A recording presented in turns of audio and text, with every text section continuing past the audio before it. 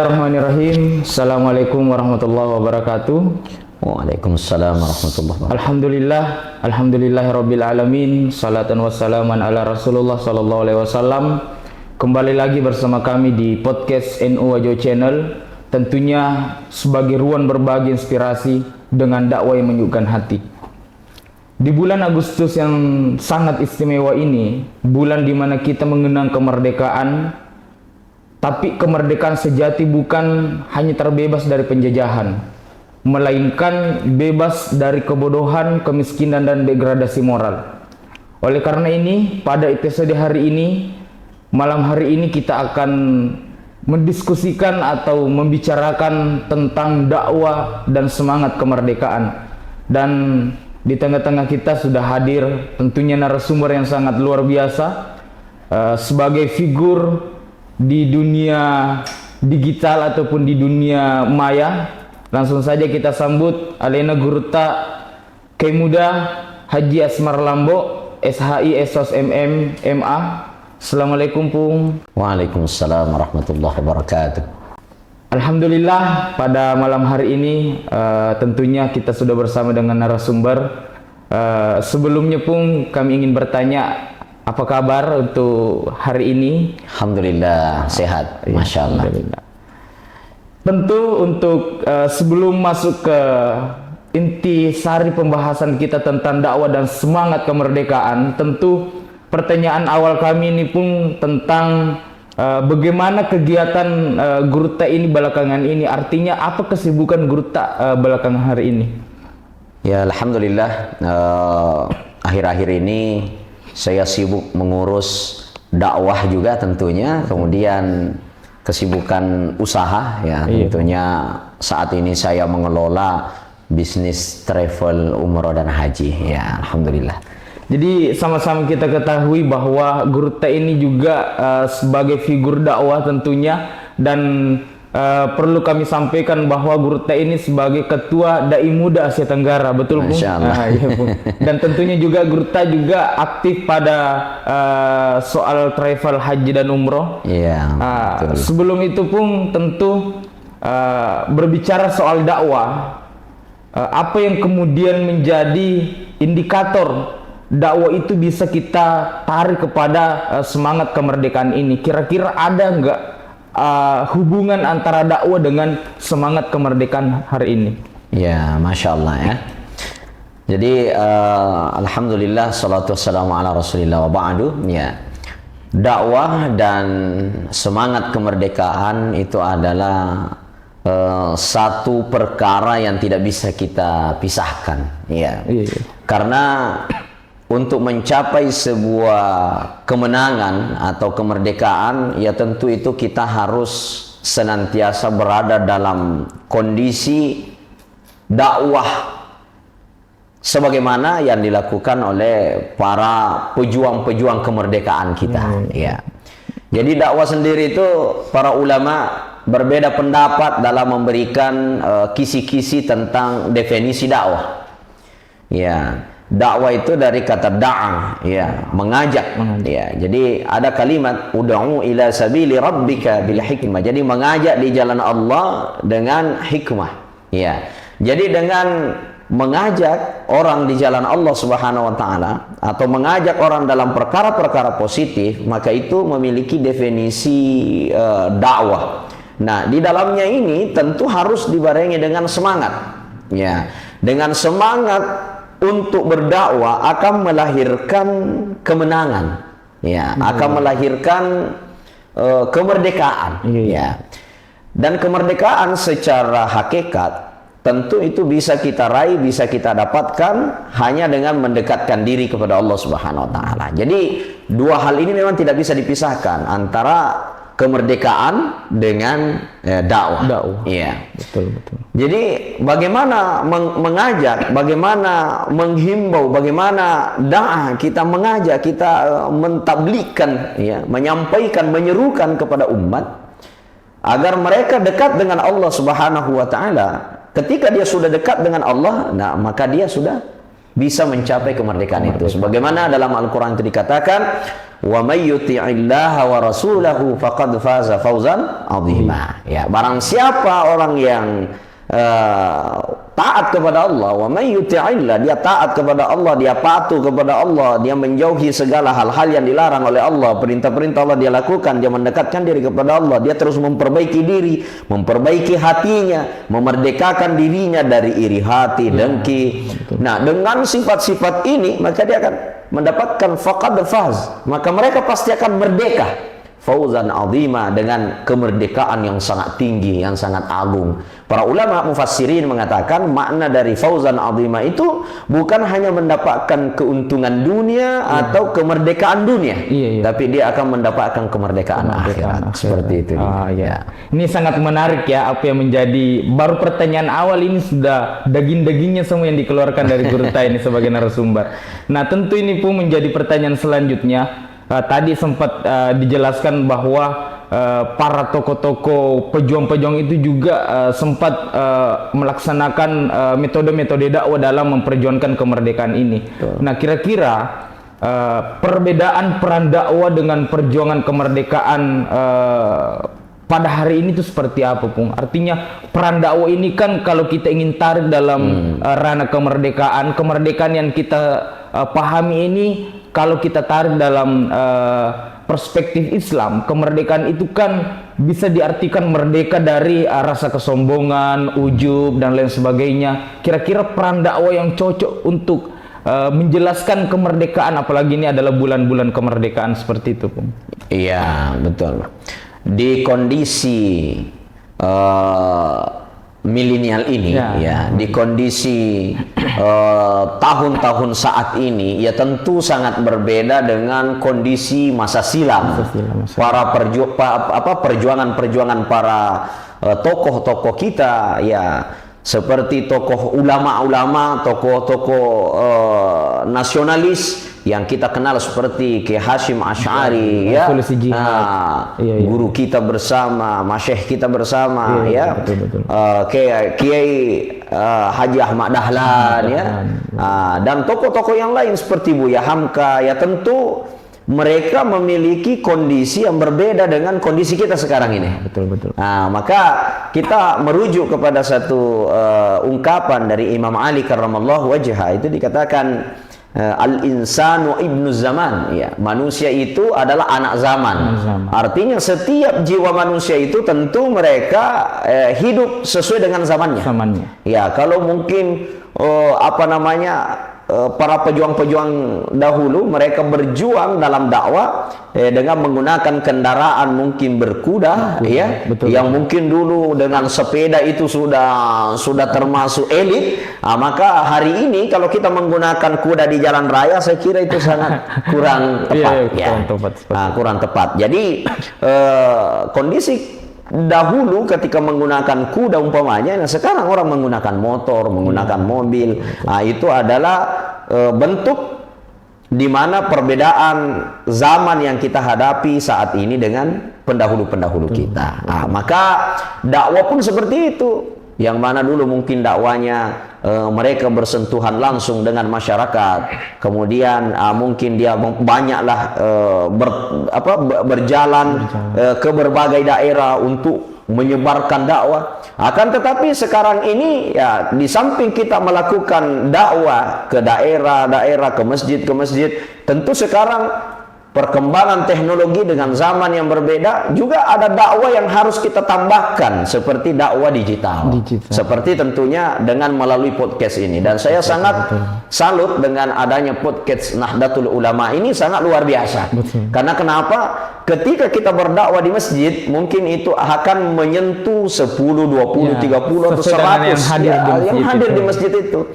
Kan tetapi ketika kita dakwah melalui sosial media, melalui digital seperti ini, Masya Allah, dengan satu kali kita dakwah bisa ditonton ribuan, bahkan tidak dibatasi hanya masyarakat Indonesia. Kemungkinan di Malaysia, Singapura, ataupun di daerah-daerah luar negeri pun bisa menyaksikan dakwah-dakwah kita. Jadi digital ini adalah media dakwah yang sangat luar biasa, yang seharusnya tidak boleh kita menjadi orang-orang yang alergi dengan sistem digital. Seharusnya ini dijadikan sebagai jembatan kita atau media kita untuk terus menebarkan kebaikan. Ya, seperti itu. Iya, Pung. Ya. Ini sangat menarik ini. Tentu selanjutnya ini, Pung, kami ingin bertanya sebelum kita lebih mengkerucut membahas dakwah dan semangat kemerdekaan. Karena terus terang ini, Pung, saya pribadi selalu mengikuti dakwah Guru Tak. Bahkan saya juga ingin minta izin, saya selalu membawakan judul-judul ceramah dari Guru Tak ketika saya berkhutbah dan lain sebagainya. Kira-kira, Pung, ada tokoh, ada nggak tokoh yang kemudian menjadi inspirasi Guru Tak dalam berdakwah? Apakah tokoh dari luar negeri atau yang ada di Indonesia ini? Maksudnya tokoh yang kemudian diidolakan sebagai inspirasi Guru Tak dalam berdakwah. Ya, jadi kalau bicara persoalan tokoh, ya, saya tidak memiliki tokoh khusus yang saya idolakan dalam berdakwah. Ya, akan tetapi semua ulama-ulama dan tokoh-tokoh terdahulu yang tentunya memiliki kelebihan yang berbeda-beda sesuai dengan khasnya, itu saya pelajari. Kemudian tentunya saya sesuaikan dengan kondisi dan keadaan saya yang pas, yang mana yang bisa kita pakai. Seperti umpamanya dalam dunia dakwah yang sifatnya bersentuhan dengan masyarakat, itu saya tentu mengidolakan Andre Guru Tak Kiai Hasyim Asy'ari. Ya. Betul. Karena memang bagaimana dia menyentuh masyarakat dengan dakwah-dakwah yang tidak meninggalkan nilai-nilai nasionalisme, itu sangat luar biasa. Tapi ketika kita merujuk kepada sistem dakwah melalui perdagangan, saya melihat ada ilmu yang bisa kita dapat dari sistem dakwanya Kiai Haji Ahmad Dahlan. Karena beliau ini salah satu pengusaha juga, ya, pengusaha batik, ya. Beliau lah termasuk pencetus batik Indonesia, ya. Jadi dari cara dia berdagang, itu kita bisa mengambil ilmunya. Bicara masalah ketegasan umpamanya, ya kita bisa merujuk kepada ilmu Buya Hamka. Ya. Betul. Jadi ketika kita merujuk ulama-ulama itu, ya tentu mereka memiliki kelebihan dan kekurangan, akan tetapi kita tidak mau melihat kekurangan mereka, tapi kita menjadikan motivasi atau menyesuaikan diri kita dengan apa yang kita ambil daripada ulama-ulama yang kita idolakan. Ya. Nah, tentunya juga kalau kita bicara masalah idola di lingkup kita di Tanah Bugis ini, ya tentu guru-guru tak di As'adiyah itulah idola yang paling luar biasa. Tepat, ya, itulah yang paling tepat. Kenapa? Karena Andre Guru Tak itu di samping memberikan dakwah, keikhlasannya dalam menebarkan ilmu agama itu sangat luar biasa. Saya masih teringat, saya belajar di Pondok Pesantren As'adiyah, tu Andre Guru Tak Al-Maghfurlah Kiai Haji Abu Nawas Bintang, Masya Allah, memberikan pengajian tafsir Jalalain, di kompleks As'adiyah itu subuh hari. Waktu itu saya masih imam masjid di Istiqomah depan kompleks As'adiyah itu. Saya pernah imam di situ. Jadi selesai saya melaksanakan sholat subuh, saya bawa kitab masuk. Guru Tak datang pengajian tanpa lelah. Andre Guru Tak Al-Maghfurlah Suwaib Nawang, Masya Allah, sangat luar biasa. Ya, keikhlasannya kita bisa meniru ketawaduannya, dan yang paling bagus kita ambil sebagai pelajaran itu adalah kedisiplinannya. Ya, beliau itu betul-betul tidak pernah terlambat, ya.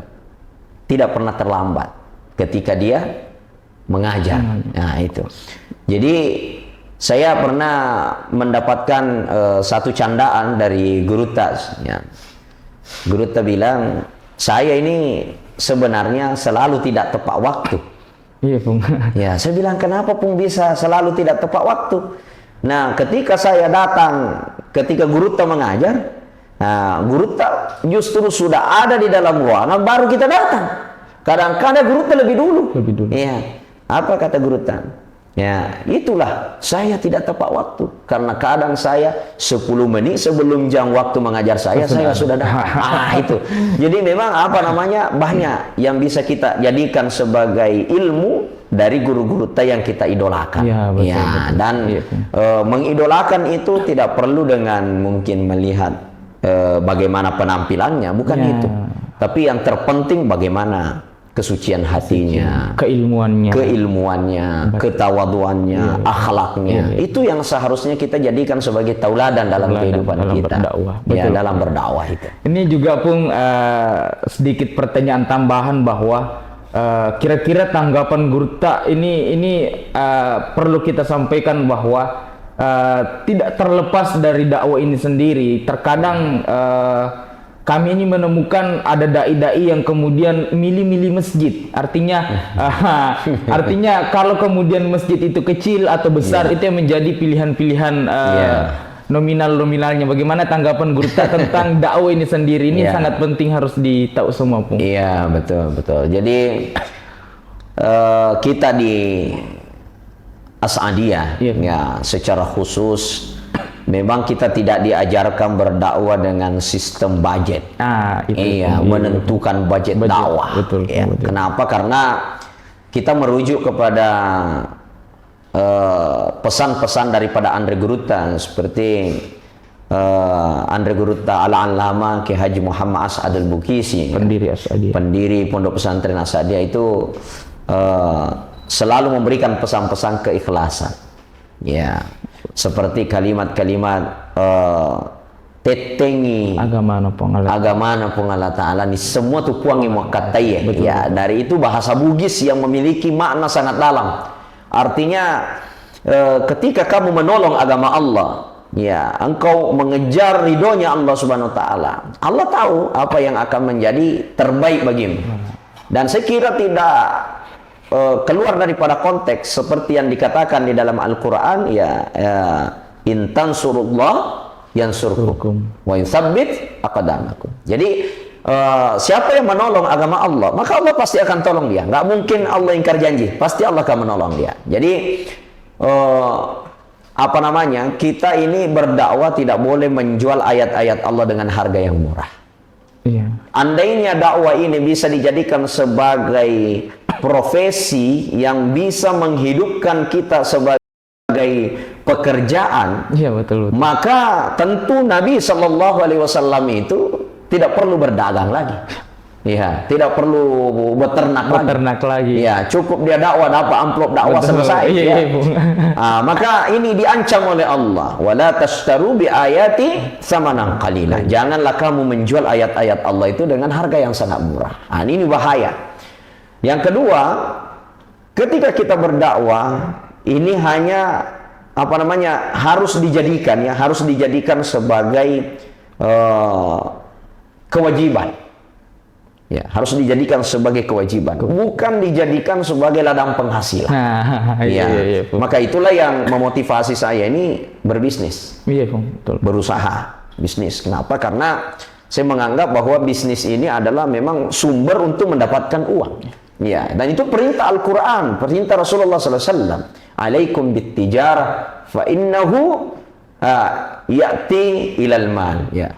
Hendaklah kamu bertijarah, berbisnis, karena itu akan mengantarkan kepada harta. Jadi kalau memang ngejar harta, ya harus usaha. Bisnis. Kalau dakwah itu ya tentu ya'ti ilal jannah, ya'ti ilal khair, ya mengantarkan kepada kebaikan, mengantarkan kepada surga. Ya, jadi dakwah ini memang untuk mengajak orang dalam kebaikan, bukan untuk dapat amplop. Ya, jadi salah alamat itu orang kalau dia ini istilahnya pilih-pilih masjid, ya kan, masjid ini amplopnya banyak, ya ini sedikit, oh ini tolak aja, walaupun dia panggilannya, oh ini sudah masalah. Ini masalah.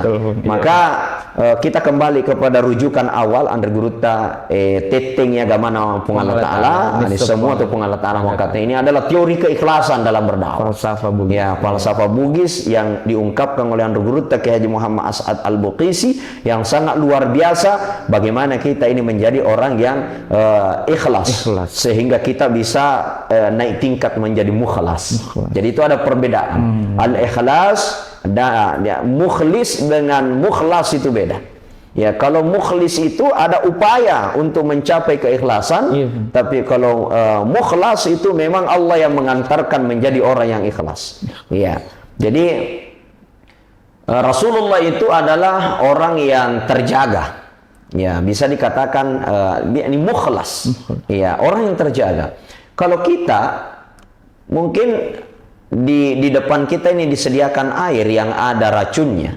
Ya, kita minum itu dan bisa saja langsung kita meninggal dunia. Nah, kenapa? Karena kita ini harus berusaha bagaimana jangan sampai minuman kita ada racunnya. Tapi kalau orang yang terjaga ada racunnya, baru mau diminum, jatuh. Memang Allah yang menyebabkan dia menjadi terjaga.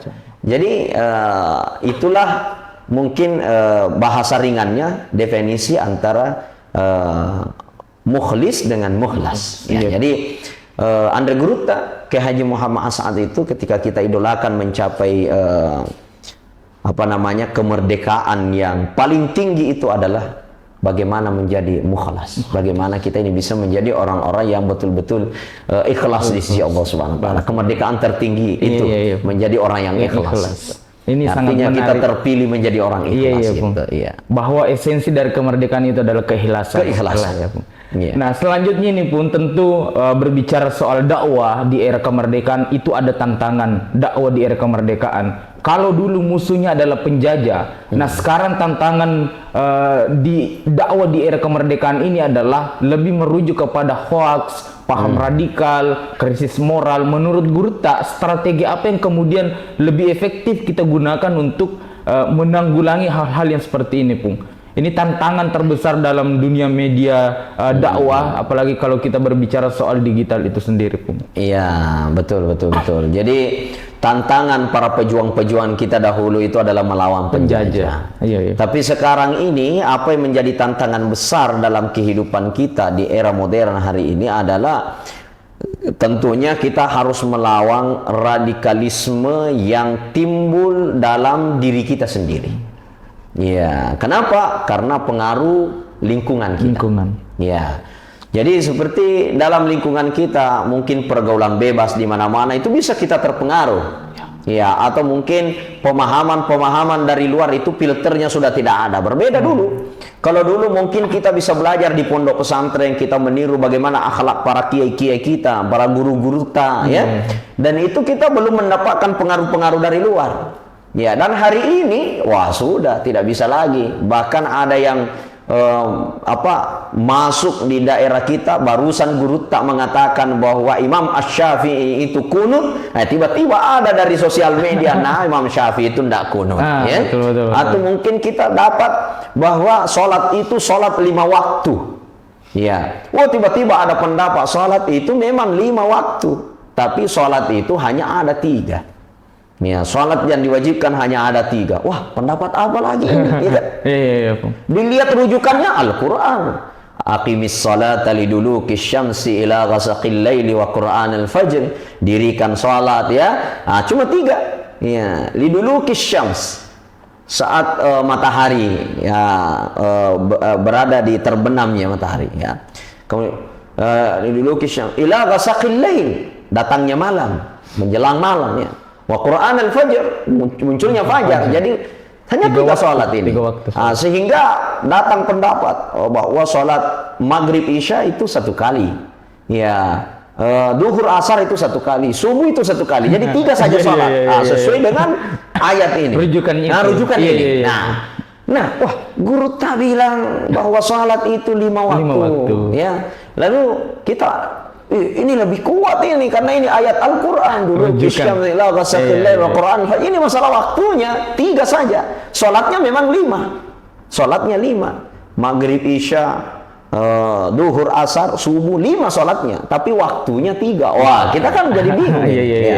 Nah, kenapa pendapat-pendapat ini begitu banyak? Disebabkan karena pengaruh globalisme, di mana Iya, kita iya. ini sudah terkontaminasi dengan informasi-informasi yang tidak terbatas. Betul. Nah, makanya dikatakan walaupun kita berada di dalam kamar, kita bisa berada di luar negeri. Artinya apa? Informasi tanpa batas itu sudah tidak bisa kita halangi. Mengakses semua. Ya, ini. mengakses Iya. semua bisa. Maka yang harus kita lakukan ini adalah bagaimana kita memperkuat keimanan kita. Ya, terutama generasi milenial. Iya, iya. Terutama kita-kita ini, ya, bagaimana membentengi para generasi muda kita kembali kepada izzah Islam itu sendiri, yaitu izzah Nahdliyin. Bagaimana Nahdlatul Ulama mengajarkan kepada kita tentang amaliyah yang tentunya merujuk kepada guru-guru Andre Guruta, para kiai-kiai kita di Indonesia, para pejuang-pejuang kita dahulu. Itu yang kita harus hidupkan, semangat pendidikan kita, semangat belajar kita. Itu yang harus kita bangkitkan. Karena kalau tidak, kacau pemahaman kita. Karena dunia global tidak bisa kita tahan lagi. Ya, makanya membentenginya itu perlu. Maka seperti ini dakwah-dakwah podcast, ya, santai, pembahasan ringan. Tapi ketika kita mampu istiqomah dengan itu, mengedukasi masyarakat seperti itu, insya Allah akan memberikan nilai positif yang akan membentengi keimanan kita. Itu adalah gerakan kita atau perjuangan kita untuk mencapai kemerdekaan di era saat ini. Seperti itu. Ya, terima kasih Bung. Tentu ini apa yang menjadi sebuah tantangan terbesar dalam dunia dakwah di era digital itu sangat besar dan sangat berat.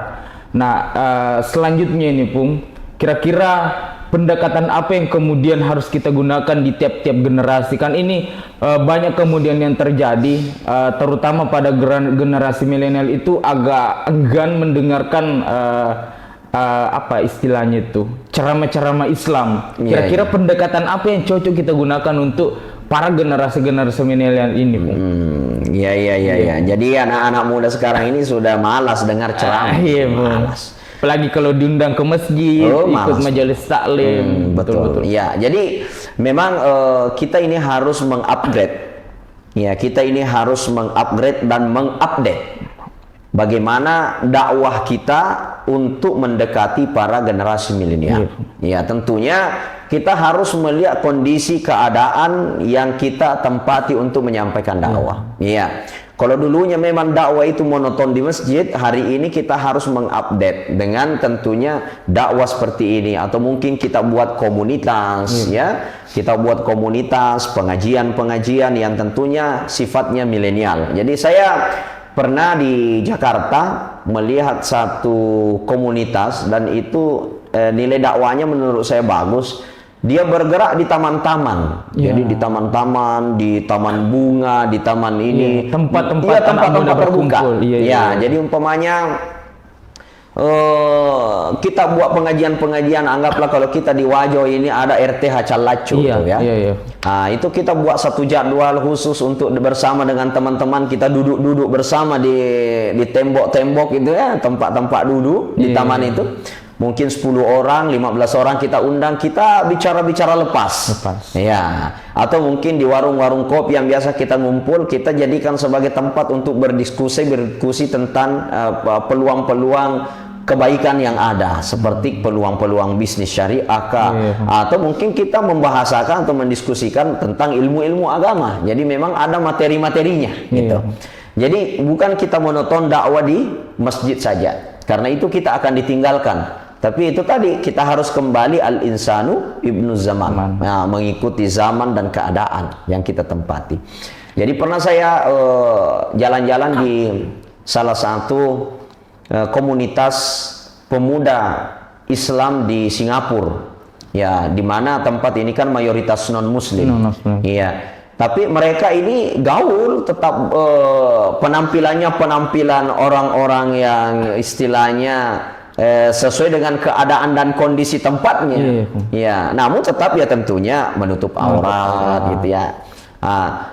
Tapi orang-orang ini mereka punya komunitas itu hidup dakwah. Ya, seperti berada di apa namanya itu Marling Park itu ya, yang ada singa keluarkan air itu, yang biasanya orang tempati pacar-pacaran apa dan lain sebagainya. Mereka dengan komunitasnya juga ngumpul, bahas tentang agama, diskusi tentang agama gitu ya, buka Quran sama-sama. Kemudian di taman itu dia baca Quran. Kemudian ada yang ustadz, memang ustadz milenialnya juga yang khusus untuk apa namanya mengkritisi ketika bacaan Al-Qur'annya tidak sesuai dengan kaidah tajwid, kaidah bacaan yang benar ya gitu.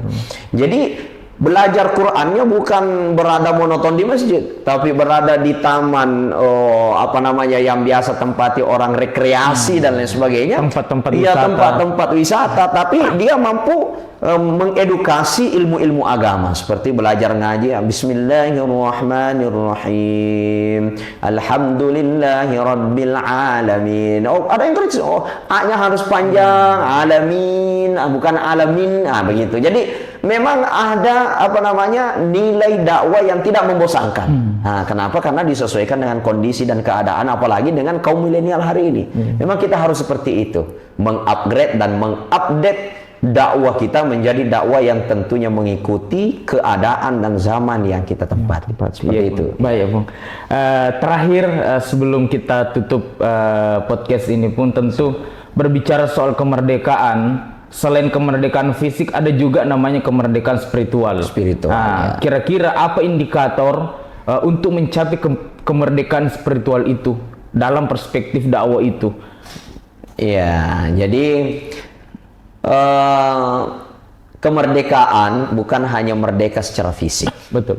Ya, tapi bagaimana ketika kita memandang dengan kacamata dakwah atau kacamata Islam, ya tentunya yang terpenting juga adalah kemerdekaan secara spiritual. Ya, bagaimana kita ini terjauh dari sifat dengki, terjauh dari sifat iri hati. Bagaimana kita terjauhlah dari sifat-sifat tercela yang seperti suka berbohong, ya, suka memfitnah, suka menjelek-jelekkan orang, ya, bukan hanya menjelekkan orang melalui mulut, tapi juga melalui jempol, menjelekkan orang melalui grup WhatsApp, melalui betul. Itu semua yang harus kita istilahnya hilangkan dalam kehidupan kita, barulah kita bisa disebut merdeka secara hakikat atau merdeka secara spiritual. Betul. Nah, apa yang harus kita lakukan untuk mencapai kemerdekaan secara spiritual yang bukan hanya merdeka secara fisik saja? Ya tentunya yang pertama itu bagaimana melatih hati kita menjadi hati yang mukhlis, ya, menjadi orang-orang yang ikhlas. Ya, karena tidak ada ibadah yang diterima oleh Allah Subhanahu wa taala kecuali niatnya lurus. Innamal a'malu binniyat wa innahu likulli imri'in ma nawa. Jadi kalimat niat ini tentunya berhubungan langsung dengan nilai keikhlasan, nilai hati, itu amalan hati, ya. Kemudian yang kedua, melangkahlah kita tentunya selalu merasa diawasi oleh Yang Maha Kuasa, yaitu diawasi oleh Allah Subhanahu wa taala. Ittaqullaha haitsuma kunta. Takutlah kepada Allah dimanapun kamu berada. Jadi ketika kita selalu merasa diawasi oleh Allah Subhanahu wa taala di setiap langkah kita, apapun yang kita lakukan itu bisa berefek tidak baik ketika kita bermaksiat kepada Allah, maka insya Allah itu akan membuat kita merdeka secara batin, merdeka secara spiritual. Kemudian yang terakhir, agar kita ini merdeka secara spiritual, kita memang harus selalu dekat-dekat dengan teman yang baik, lingkungan yang baik. Jadi ketika lingkungan dan pertemanan, circle kehidupan kita itu adalah circle orang yang tentunya kehidupan maksiat, itu nantinya kita selalu tergambar perasaan kemaksiatan. Ya, itu akan mewarnai kita. Meskipun kita mengatakan, tidak, saya ini kuat iman. Ya tidak, ya itu menurut kita. Iya, betul. Tapi hati kita itu akan pasti ada cerminan yang akan terus terpengaruh. Tapi kalau kita lingkungannya, istilahnya lingkungan orang-orang yang tentunya selalu saling mengingatkan kepada kebaikan, fadzakir fa inna dzikra tanfa'ul mu'minin, Artinya orang-orang yang selalu mengajarkan kebaikan, dekat dengan ulama, dekat dengan komunitas-komunitas yang positif, maka insya Allah dia akan mewarnai kita. Maka pepatah itu mengatakan, dekat dengan penjual minyak wangi, lama-lama kita akan terkena percikan minyak wangi. Dekat dengan penjual ikan, pasti bau ikan akan ikut pada kita, meskipun hanya percikannya saja. Saya kira seperti itu. Ya, maksudnya sangat luar biasa ini para pemirsa podcast NU Wajo yang berbahagia.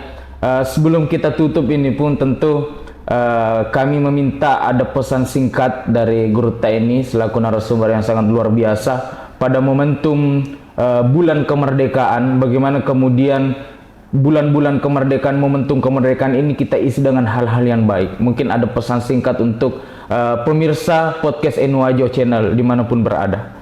Masya Allah. Ya, jadi pesan singkat dari saya yang pertama, marilah kita menjadi orang-orang yang merdeka, bukan hanya merdeka secara fisikal, tapi kita merdeka secara batiniah atau secara nurani, secara spiritual. Ya. Bagaimana caranya agar kita bisa mencapai perkara ini? Dalam Al-Quran ada kalimat yang sangat indah. Ya ayyuhalladzina amanu la tulhikum amwalukum wala auladukum an dzikrillah wa may yaf'al dzalik fa ulaika humul khasirun. Jadi ya ayyuhalladzina amanu, wahai orang-orang yang beriman, la tulhikum amwalukum, janganlah disebabkan karena harta-hartamu, ya. Wala auladukum, atau keturunanmu, anak-anakmu, keluargamu, ya. An dzikrillah, menyebabkan kamu ini jauh dari Allah, menyebabkan kamu ini lupa kepada Allah. Wa may yaf'al dzalik, siapa orang yang memiliki itu, faulaika humul khasirun, maka mereka bukan orang yang merdeka. Mereka adalah orang yang merugi, gitu ya. Jadi mencapai kemerdekaan itu kita harus melepaskan diri kita dari ketergantungan terhadap harta sehingga kita lupa kepada Allah. Melepaskan diri kita ketergantungan terhadap jabatan sehingga kita lupa kepada Allah. Ketergantungan kepada keluarga, keturunan, atau apapun sifatnya itu menyebabkan kita ini an dzikrillah, jauh dari Allah, maka itu kita harus hindari, barulah kita menjadi orang yang merdeka. Jadi kemerdekaan yang sesungguhnya adalah terlepasnya diri kita dari belenggu-belenggu yang menyebabkan kita jauh dari Allah Subhanahu wa Ta'ala. Jadi ketika kita sudah mampu melepaskan segala hal yang bisa menghijab kita daripada mengingat kepada Allah, daripada mentaati Allah, maka kita sudah tergolong orang yang merdeka. Itulah merdeka dalam perspektif dakwah atau perspektif Islam. Saya kira seperti itu. Masya Allah. Untuk pembahasan malam hari ini, di samping kita menemukan referensi dan keilmuan yang sangat luar biasa, tapi ada siraman rohani yang lahir pada malam hari ini. Masya Allah. Tentunya terima kasih banyak kepada Guru Ta, terima kasih banyak pun atas waktu dan kesempatannya. Alena Guru Ta Kiai Muda Haji Asmar Lambo, SHI, Esos MMMA, selaku narasumber sekaligus figur dakwah, bukan hanya eksis di Kabupaten Wajo, tapi juga eksis di luar Kabupaten Wajo. Bahkan Guru Ta ini selalu mengisi TV-TV, betul pun. Saya pernah lihat di TV itu Guru Ta membawakan ceramah di Damai Indonesia TV One. Dan kita doakan Guru Ta diberikan kesehatan, dan semoga keberkahan selalu membersamai Guru Ta. Mungkin untuk podcast malam hari ini kita tutup. Tentunya semoga obrolan ini menjadi amal jariah dan menginspirasi kepada seluruh pendengar podcast NU Wajo dimanapun berada. Wallahul muwaffiq ila aqwamit thariq. Wabillahi taufiq wassadah. Assalamualaikum warahmatullahi wabarakatuh.